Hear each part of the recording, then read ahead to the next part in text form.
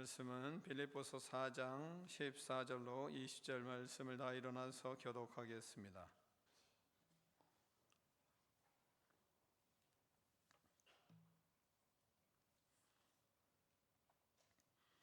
빌립보서 4장 14절로 20절 말씀을 교독합니다. 그러나 너희가 내 괴로움에 함께 참여하였으니 잘하였도다.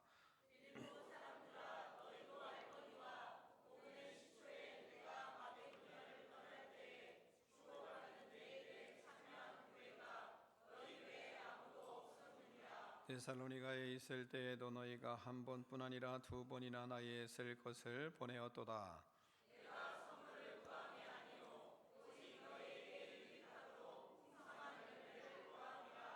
내게는 모든 것이 있고 또 풍부한지라. 에바브로디도 편에 너희가 준 것을 받음으로 내가 풍족하니 이는 받으실 만한 향기로운 제물이요 하나님을 기쁘시게 한 것이라.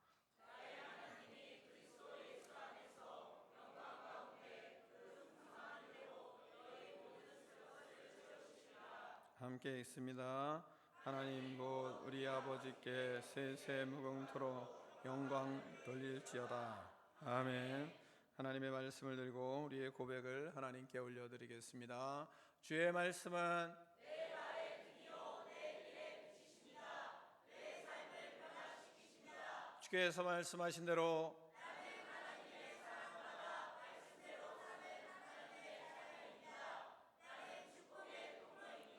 오늘도 주의 말씀에 말씀하여 주옵소서.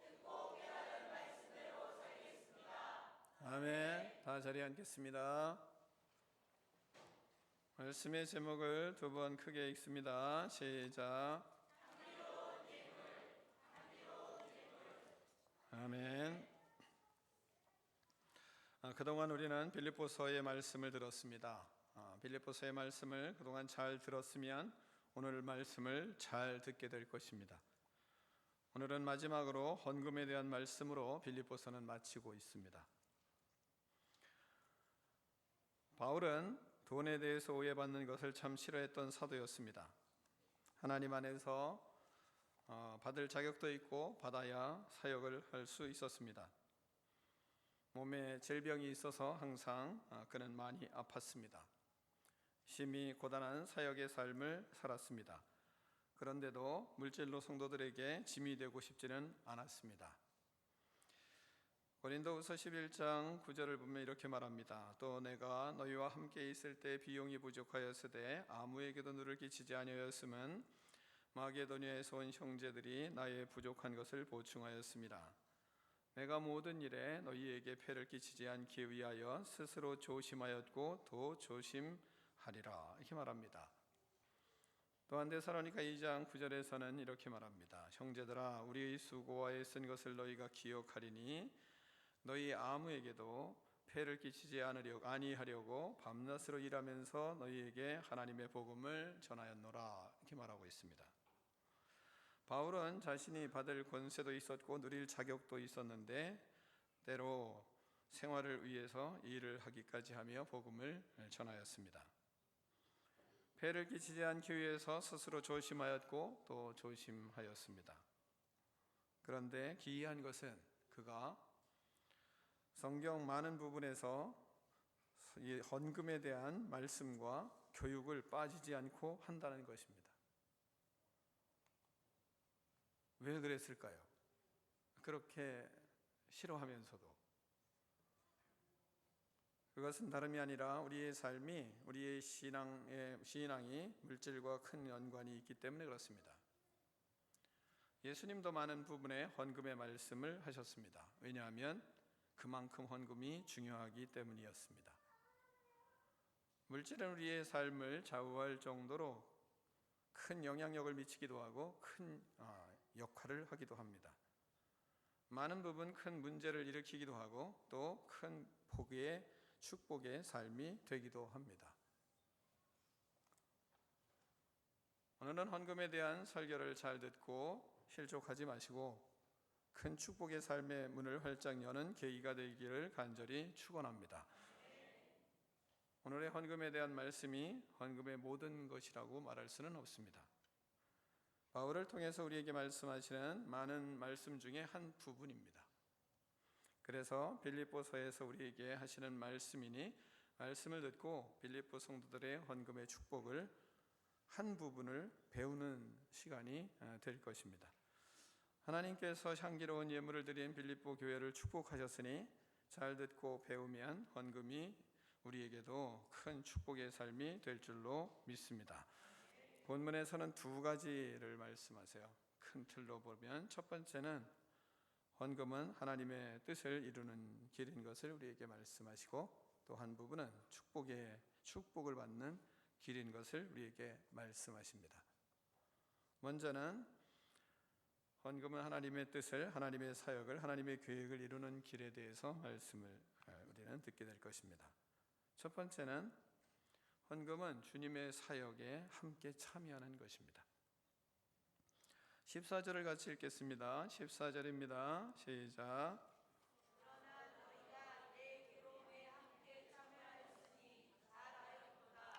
아멘. 바울은 감옥에서 여러 어려움을 많이 겪었습니다. 감옥 생활 자체가 어려움이잖아요. 그런 중에 물질로 돕던 빌립보 성도들이 돕는 중에 그 헌금을 끊었습니다. 그래서 그의 어려움은 더 극심해졌습니다. 그러나 다행히 그들은 다시 헌금을 시작하였습니다. 지난주에 말씀을 드린 것처럼 다시 싹이 남이라 이렇게 말하고 있습니다. 바울을 생각하는 마음이 다시 생겨서 그들은 헌금을 시작했던 것입니다. 그래서 바울은 14절에 그렇게 말씀합니다. 너희가 내 괴로움에 함께 참여하였으니 잘하였도다. 감옥 생활이 얼마나 괴로웠으면 그 자체 표현을, 바울이 이런 표현을 잘 안 하는 사람인데 내 괴로움에 참여하였으니 잘하였도다 이 말하고 있습니다. 바울을 위해 헌금한 것은 하나님의 일에 함께 참여하는 것이었으므로 잘하였다고 말하는 것입니다. 헌금은 하나님의 사역에 참여하는 것입니다. 하나님의 일에 참여하는 것입니다. 하나님은 바울에게 영혼을 구원하도록 전도 여행을 떠나게 하셨습니다. 가는 곳마다 교회를 개척을 하였습니다. 교회를 개척하는 중에 감옥에 잡혀 들어가게 된 것입니다. 빌립보 교회는 감옥에 있는 바울을 헌금으로 도왔습니다. 성도의 헌금은 교회를 세우고 영혼을 살리는 사역에 동참하는 일인 것을 우리가 본문을 통해서 깨달을 수 있습니다. 목회자는 성도들의 영적 생활을 책임지고 성도는 목회자의 육적 생활을 책임져야 하는 것임을 우리는 또한 깨달을 수 있습니다. 고린도전서 9장 7절로 11절을 보면 바울이 이렇게 말합니다. 누가 자기 비용으로 큰 복물을 하겠느냐? 누가 포도를 심고 그 열매를 먹지 않겠느냐? 누가 양떼를 기르고 그 양떼의 젖을 먹지 않겠느냐? 모세의 율법의 곡식을 받아 밟아 떠는 소에게 망을 씌우지 말라 기록하였으니 하나님께서 어찌 소들을 위하여 염려하심이냐? 오로지 우리를 위하여 말씀하심이 아니냐? 과연 우리를 위하여 기록된 것이니 밭 가는 자는 소망을 가지고 갈며 곡식 떠는 자는 함께 얻을 소망을 가지고 떠는 것이라. 우리가 너희에게 신령한 것을 뿌렸은즉 너희의 육적인 것을 거두기로 과하다 하겠느냐? 이렇게 말하고 있습니다. 하나님은 한 사람 한 사람 성도에게 영과 육의 복을 주십니다. 평신도에겐 특별히 물질의 복을 주십니다. 그리고 평신도들은 헌금을 통해 하나님의 사역에 참여하는 자가 되도록 하십니다. 하나님은 그들을 통해서 하나님의 사역을 이루어 가십니다. 헌금은 주님의 사역에 참여하는 것입니다. 헌금으로 참여하는 것은 작은 일이 아닙니다. 몸으로 가는 사람이 있고 물질로 보내는 사람이 있는 것입니다. 헌금으로 주의 사역에 참여하는 여러분의 믿음이 되기를 축원합니다. 또한 두 번째는 헌금으로 주님의 일에 참여하는 성도는 근데 적습니다. 15절을 같이 읽겠습니다. 15절입니다. 시작.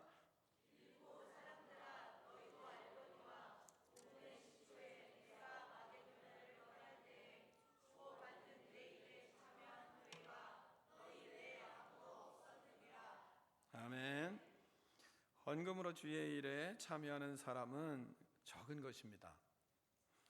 바울이 2차 전도 여행을 하는 중에 예루살렘에 큰 흉년이 들었습니다. 그로 인해서 예루살렘 성도들의 삶에 큰 어려움을 겪게 되었습니다. 빌립보 성도들은 바울이 처음 마게도니아에 전도하다가 초창기 개척한 교회입니다. 그때 예루살렘이 큰 흉년으로 극심한 고난을 당하고 있었습니다. 이때 바울은 여러 교회에 헌금을 요청했습니다. 그런데 헌금을 한 성도들은 없었습니다. 그러나 딱 한 곳이 있었는데 바로 그곳이 빌립보 교회 성도들이었습니다. 본문에서 그래서 바울이 말씀을 그들에게 이야기하는 것입니다. 빌립보 사람들아, 너희도 알거니와 복음의 시초에 내가 마게도냐를 떠날 때에 주고받는 내 일에 참여한 교회가 너희 외에 아무도 없었느니라, 이 말하고 있습니다. 바울이 헌금을 요청했을 때 헌금에 참여한 교회가 빌립보 교회뿐이 없었습니다. 빌립보 교회만 헌금에 참여하였습니다. 또한 바울이 데살로니가 교회를 개척할 때에 어려움이 있었습니다. 그때 그 헌금에 동참한 사람들이 있었습니다. 교회 개척에 동참하는 사람들이 있었는데 그들이 또한 이 빌립보 교회의 성도들이었습니다. 16절을 같이 읽겠습니다. 16절입니다. 시작.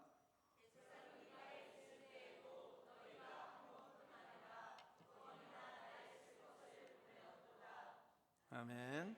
하나님이 인도하시는 목회는 끊임없이 지속적으로 펼쳐지고 또한 하나님의 나라를 헌금을 통해서 하나님은 더 확장되어 가게 하십니다. 헌금은 하나님의 나라를 확장하기 위해 쓰임받는 것입니다.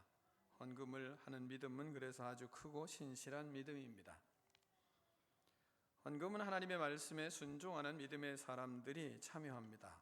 그러나 헌금으로 동참하는 사람은 적습니다.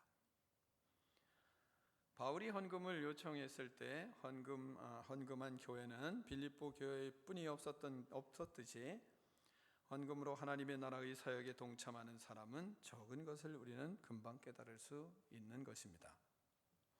헌금으로 교회를 세우며 동참하는 사람이 그렇게 많지 않은 것입니다. 사랑하는 성도 여러분, 빌립보 교회 성도들의 믿음이 여러분의 믿음이 되기를 축원합니다. 두 번째는 헌금은 축복을 받는 길임을 본문은 우리에게 가르치고 있습니다.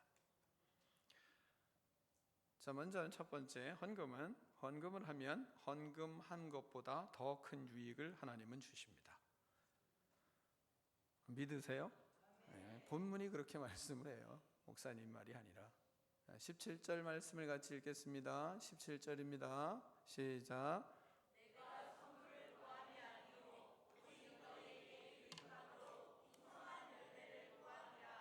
아멘. 자, 이 본문을 여러분이 잘 더 구체적으로 알기 위해서 세 번역을 여러분에게 소개를 하겠습니다. 세 번역은 이렇게 번역하고 있어요. 나는 선물을 바라지 않습니다. 나는 여러분의 장부에 유익한 열매가 늘어나기를 바랍니다. 이런 말씀이에요. 바울은 물질적인 것을 바라지 않았습니다.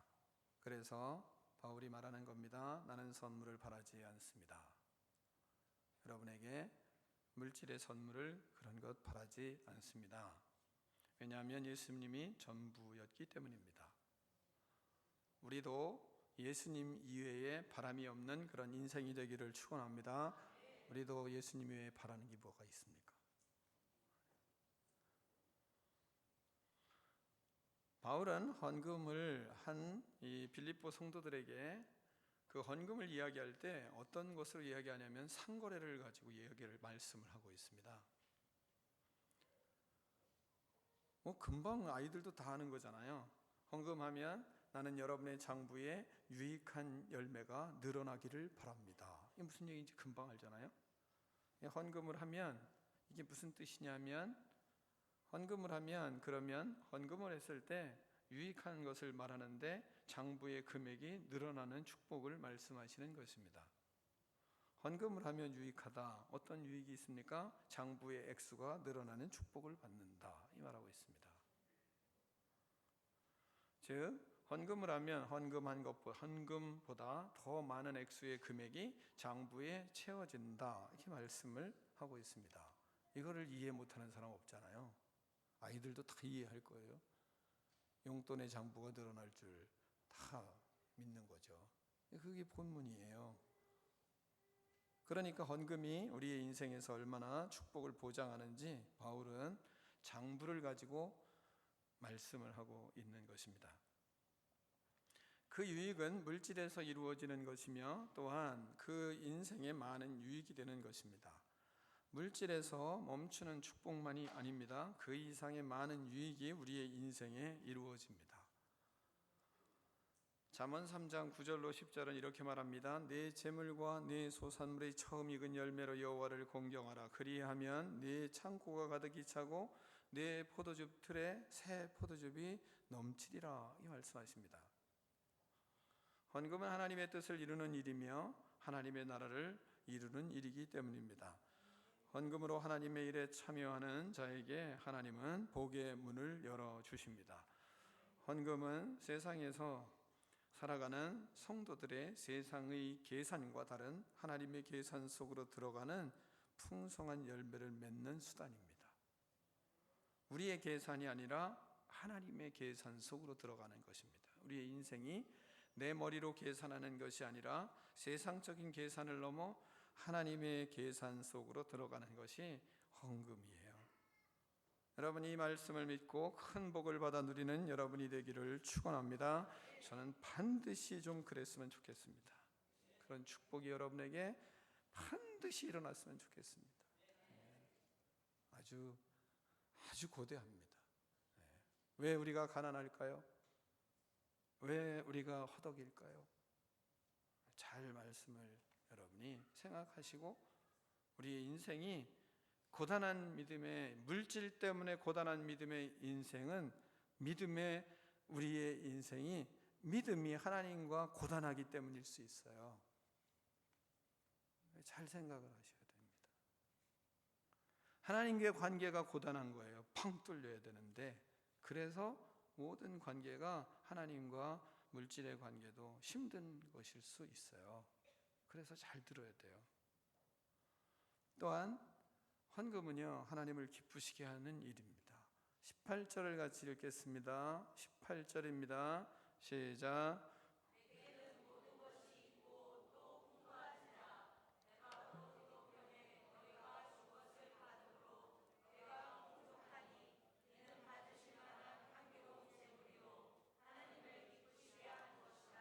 아멘. 바울은 빌립보 성도들을 통해서 헌금을 전달받고 감사를 했습니다. 풍성한 헌금에 감사를 하였습니다. 빌립보 성도들은 바울을 풍성하게 섬겼습니다. 그러면 바울이 그런 빌립보 성도들에게 바울이 고백하는 것입니다. 내게 모든 것이 있다, 풍성하다. 왜냐하면 너희가 에베브로디도를 편에 보내준 풍성한 헌금 때문이다, 이렇게 말하고 있습니다. 그러면서 하는 말이, 너희들이 드린 이 헌금은 향기로운 예물이었다, 이렇게 말하고 있습니다. 그들이 드린 헌금은 향기로운 예물이었습니다. 구약에 보면 짐승을 하나님께 짐승을 드리는데, 그 짐승이 하나님께 드려졌을 때 그것이 향기로운 예물이다, 이 예물이 되는 것을 레위기에선 아주 구체적으로 말씀합니다. 여러분이 레위기를 다 보셨잖아요. 레위기 설교를 다 들으셨기 때문에 그것을 여러분이 한번 보면 알 수 있어요. 구약에 보면 짐승은 짐승으로 있으면 짐승이지만 그 짐승이 하나님께 드려질 때 향기로운 예물이 됩니다. 하나님을 사랑하는 자녀들이 드리는 헌금은 하나님이 받으시는 향기로운 예물이 되어야 됩니다. 재물은 돈이나 물질에 지나지 않지만, 그러나 하나님을 위해 헌금으로 하나님 앞에 복음의 사역에 사용되는 헌금으로 드려질 때, 그럴 때 하나님은 향기로운 예물이 된다는 것을 우리에게 가르치고 있습니다. 그러니까 우리가 드리는 예물이 향기로운 예물이 되어야죠. 그럴 때 하나님이 뭐라고 말씀하십니까? 하나님을 기쁘시게 하는 것이라 이 말하고 있습니다. 우리는 자녀를 먹이잖아요. 그리고 자녀를 입히고, 그리고 자녀를 가르치고, 또 자녀에게 지원하고, 자녀를 키우는 것에 모든 물질을 다 씁니다. 다른 거 없잖아요. 다 그거 하는 거죠. 그리고 자녀가 마음과 정성을 다해서 부모에 쓸 용돈을 주면 마음은 어떻습니까? 이렇게 자녀들이 잘 키웠는데 그 자식들이 마음을 다해서 용돈을 주면 어떻습니까? 받아보질 못했나 보네요, 아직까지. 목사님이 어느 집사님 집에 신방을 갔습니다. 목사님에게 설교를 듣고 나서 저희는 계좌이체를 하고 있습니다. 그러더라고요. 부모님을 위해서 계좌이체를 하고 있습니다.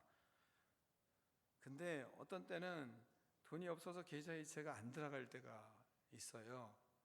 근데 그럴 때마다 우리 아버지는 꼭 전화를 해가지고 딸아 어떻게 된 거니? 돈이 안 들어와. 그러신다는 거예요. 아버지는 뼈 빠지게 일해서 농사 짓고 자식들을 다 키워놓고 모든 것을 다 주고 이제는 얼마 되지 않는 자식의 용돈을 받는 재미를 느끼고 사는 거예요. 근데 요즘은 용돈이 들어왔는지 안 들어왔는지를 금방 안다네요. 띵동 하고 이거 울린다며요. 그래서 그 날짜가 돼서 띵동 울리지 않으면 득달같이 전화를 하신대요. 딸아 어찌된 네 돈이 안 들어오냐 그런다는 거죠.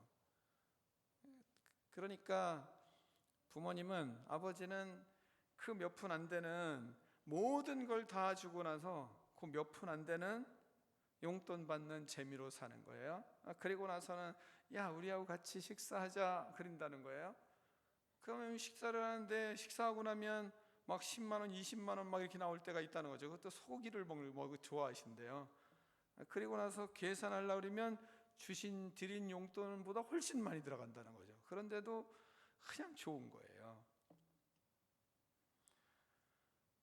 악한 부모도 육신의 부모도 이러한데 하나님은 어떤 마음이겠습니까? 저는 아직도 아직을 그렇게 받을 수 있는 형편은 안 되지만 어느 날 우리 자식 한 놈이 저한테 그리고 사모님한테 20만 원씩 덜커덕 주더라고요.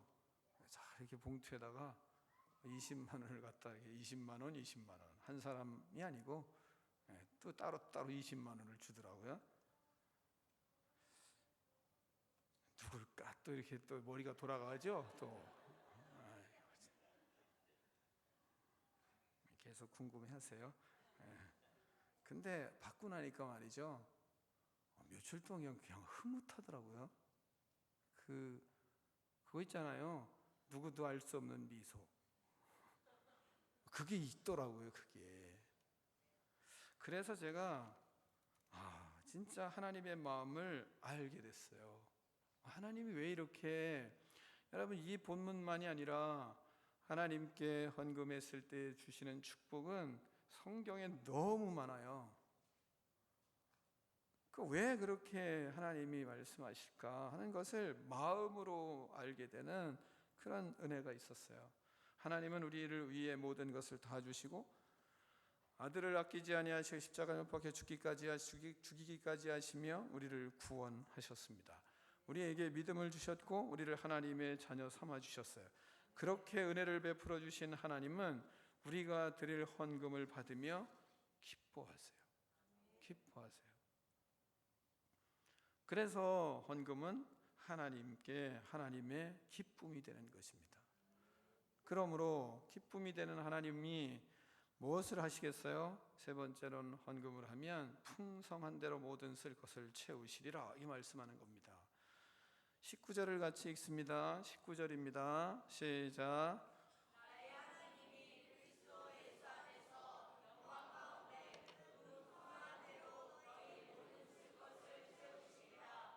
아멘.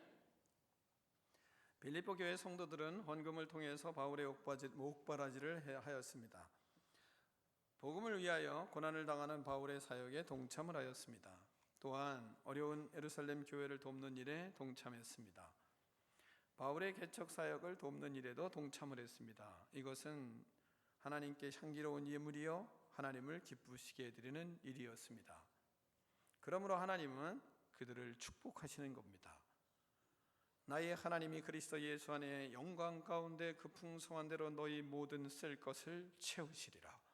하나님이 그들을 빌립보 교회 성도들의 필요한 모든 것을 풍성한 대로 채워주시겠다 말씀하고 있습니다. 말라기 3장 10절을 보면 하나님은 우리의 축복에 대해서 이렇게까지 말씀하시잖아요. 만일 여호와가 이르노라, 만군의 여호와가 이르노라, 너의 온전한 11조를 창고에 들여 나의 집에 양식이 있게 하고 그것으로 나를 시험하여 내가 하늘 문을 열고 너희에게 복을 쌓을 것이 없도록 붙지 아니하나 보라. 만군의 여호와가 이르노라, 내가 너희를 위하여 메뚜기를 금하여 너희 토지 소산을 먹어 없애지 못하게 하며 너희 밭의 포도나무 열매가 기한전에 떨어지지 않게 하리니 너희 땅이 아름다워짐으로 모든 이방인들이 너희를 복되다 하리라 말씀하세요. 저는 자신 있게 말하는 것이 있습니다. 저는 말씀을 알고 말씀을 깨닫고 나서 자신 있게 하는 말이 있어요. 우리 집은 제가 결혼을 하고 나니까 우리 집은 너무 못 사는데 사모님의 집은 살 만큼 살더라고요. 근데 사모님의 집하고 우리 집하고 너무 똑같아요. 무엇이 똑같냐면 부모님의 탄생이 거의 같은 시기입니다. 우리 아버지가 장인 어른보다 한 살 많지만 그러나 5개월인가 6개월 차이예요. 또한 우리 장모님하고 우리 어머니도 뭐 별 차이 없죠. 그리고 우리 형님은 첫째 형님이 우리 처갓집 첫째 처형하고 나이가 같아요. 여러분 잘 알지만 저와 목사님과 사모님이 나이가 같아요. 생년월일이 같아요. 그러니 중간에는 어떻게 했어요? 8명 줄줄이 거의 같아요. 2년에 한 번씩, 3년에 한 번씩 아이를 풍덩풍덩 낳은 거죠. 그래서 8 끝이 같아요. 그런데 우리 집은 진짜 못 살았어요. 근데 우리 장인어른의 그 집을 왔는데 우리하고 똑같은데 우리보다 훨씬 잘 살아요. 뭔지를 제가 알았어요. 제가 이래도 우리 사모님이 별로 서운해하지 않을 거예요. 무슨 얘기냐면 우리 아버지가 우리 장인어른보다 인격이 더 좋으세요. 우리 장인어른은 푸 하는 게 있거든요. 근데 우리 아버지는 잘 참으세요. 그러니까 인격으로 사람들한테 존경을 받았던 분이에요. 근데 우리 장인어른은 그렇지는 않으시거든요. 우리 장모님은 그렇지만 우리 장모님은 진짜 괜찮으신 분이에요. 그런 분이 저는 아직까지 못 만나봤어요. 근데 그럴 정도로 괜찮은 분이신데 근데 아니 우리는 이쪽이 괜찮은데 왜 이렇지? 근데 그것을 비교를 하면서 제가 키를 알게 됐어요. 그건 뭐냐면 우리 유봉 권사님이 철저한 헌금 정신으로 자식들을 키웠습니다. 돌아가실 때까지도 그렇고 당신이 뭔가 고추를 심잖아요? 그럼 앞마당에다 꼼추를 심어요. 첫 번째 고추 누구한테 갖고 오겠어요? 목사님. 호박, 첫 번째 호박 누구? 목사님. 모든 삶의 첫 번째는 하나님으로 인생을 사셨어요.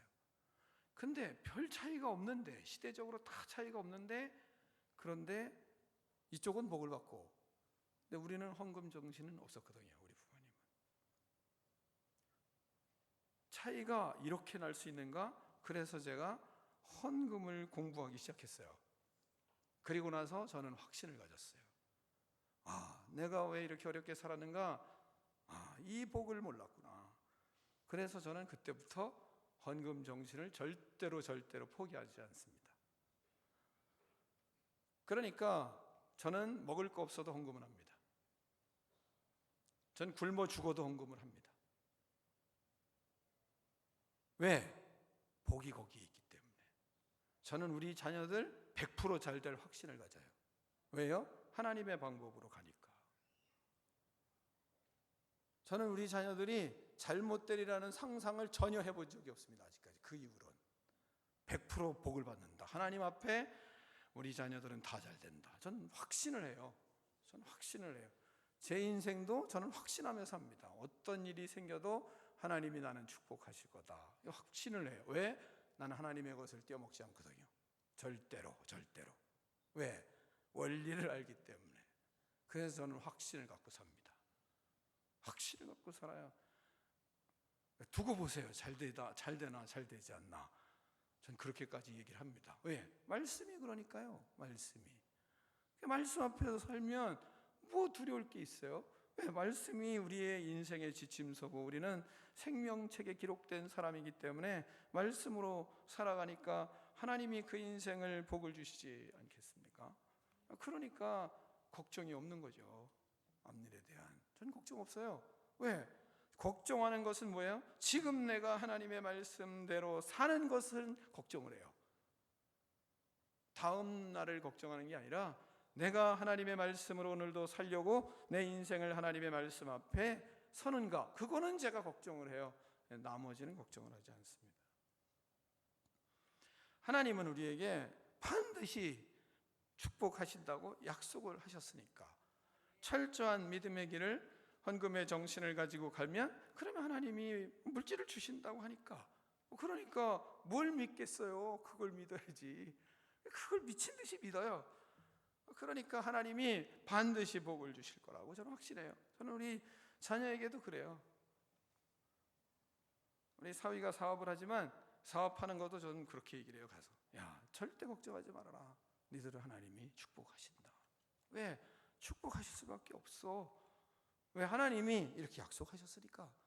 전 그런 확신이 있어요. 앞일을 걱정 안 해요. 그러니까 잘 되고 있어요. 어려움을 당해도 그래도 하나님이 야, 그걸 봐라. 어떻게 한번 하실지 봐라. 제가 그런 설교 한번 한 적이 있거든요. 우리 집보다 우리 집 옆집이 감이 훨씬 많이 열리는 거예요. 근데 그 집은 예수님을 믿지 않는데 우리는 예수님을 믿는데 왜? 하나님, 주님께서 감도 더 많이 열리게 해주셔야 되지 않아요? 저는 그런 기도를 했어요. 그래서 우리 집은 지금은 감이 너무 많아요. 작년에도 너무 많았고 올해도 너무 많아요. 지금도 골칫덩어리예요. 따지 못해가지고. 그게 왜 그렇겠어요? 전 그대로 믿어요. 근데 그 집은 농약 많이 주지만 우리는 농약을 한 번도 안 쳤어요. 근데도 증인 있잖아요. 가서 따신 증인들. 그래도 여전히 잘 열리고 있어요. 근데 저는 그게 기적으로 봐요. 하나님이 야, 이런 은혜를 주시는구나. 전 그대로 믿어요. 그러니까 하나님이 우리의 말씀 앞에서 하나님이 하시는 말씀 그대로 믿고 사는 게 우리의 인생 아니겠어요? 그러니까 거기서 즐거운 거죠. 우리는 부족한 중에 헌금을 해요. 왜냐하면 살아계신 하나님이 나의 삶을 축복하시기 때문에, 축복의 약속이기 때문에 우리는 헌금을 하는 거예요. 살아계시니까 하나님이 있어서만 하나요? 그렇지 않아요. 하나님의 특별한 손길로 복을 주시는 것을 하나님이 약속하시니까 헌금을 하는 거예요. 그리고 하나님이 그 일을 통해서 하나님의 일을 이루어 가시니까, 그러니까 헌금으로 우리는 참여를 하는 거예요. 어떻게 하면 더 많이 할까 고민을 하는 사람들이 누구예요? 이 그리스도인들이에요. 왜? 드리면 장부가 더 채워진다고 하나님이 약속을 하시잖아요. 바울을 통해서 하는 말씀이 그거예요. 장부의 열매를 하나님이 더 채우실 거다. 이렇게까지 말씀하는데 그걸 이해하지 못하는 사람은 없을 거 아니에요? 믿음은 없지만. 하나님은 11조를 시험해보라고까지 말씀을 하시잖아요. 사랑하는 우리 성도 여러분, 헌금을 통해서 주님이 주시는 복, 인생의 복, 영혼의 복, 물질의 복을 누리는 저와 여러분이 되기를 축원합니다. 헌금은 하나님 아버지께 세세히 영원토록 영광을 돌리는 일이기 때문에 그렇습니다. 그래서 20절에 뭐라고 말씀하시나요? 20절을 같이 한번 읽고 마치겠습니다. 20절 시작.